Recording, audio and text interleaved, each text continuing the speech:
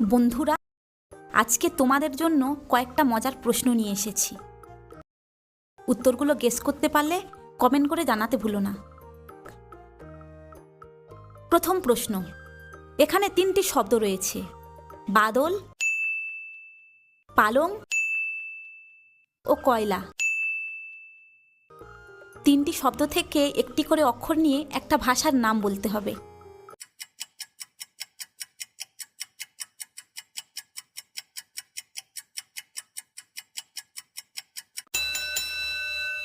প্রথম শব্দ থেকে বা নেব, দ্বিতীয় শব্দ থেকে অনুস্বার নেব এবং তৃতীয় শব্দ থেকে নেব লা।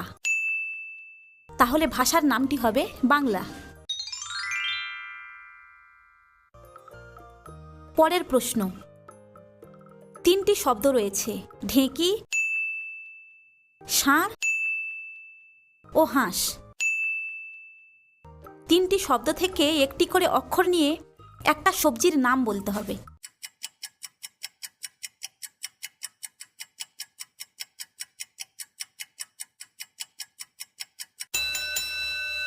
প্রথম শব্দ থেকে ঢয়চন্দ্রবিন্দু একার নেব,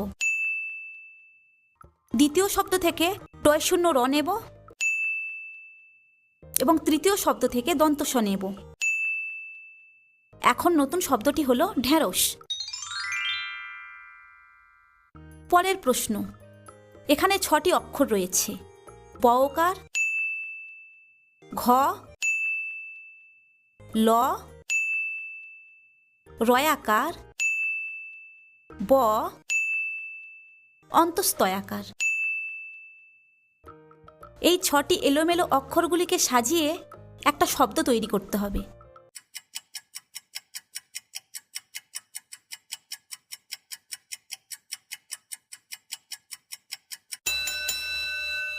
উত্তরটা সাজালে হবে রাঘব বোয়াল। পরের প্রশ্ন, এখানে 3টি শব্দ রয়েছে: আম, চাল আর বানর। 3টে শব্দ থেকে একটা করে অক্ষর নিয়ে একটা মুখরোচক খাবারের নাম বলতে হবে।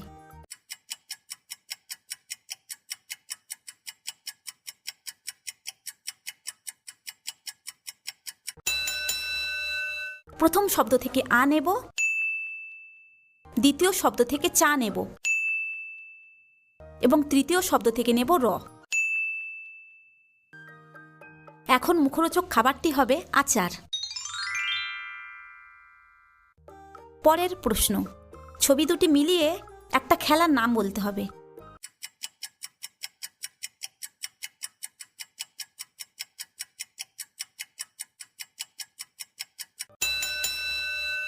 উত্তরটা হবে সাঁতার।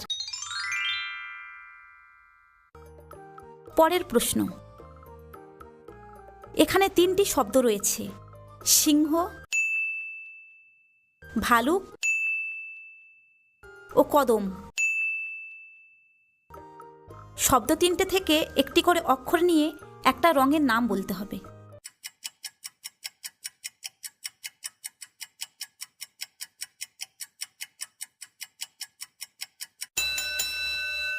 প্রথম শব্দ থেকে হ নেব, দ্বিতীয় শব্দ থেকে লু নেব এবং তৃতীয় শব্দ থেকে নেব দ। এখন রংটি হবে হলুদ। আজকের প্রশ্ন শেষ করব একটা ধাঁধা দিয়ে: জলেই জন্ম জলেই মরণ, জলেরই রূপ, গরমকালে এক নেশা। 3টি থেকে বাদ দিলে শেষে মিটবে তোমার মনের আশা।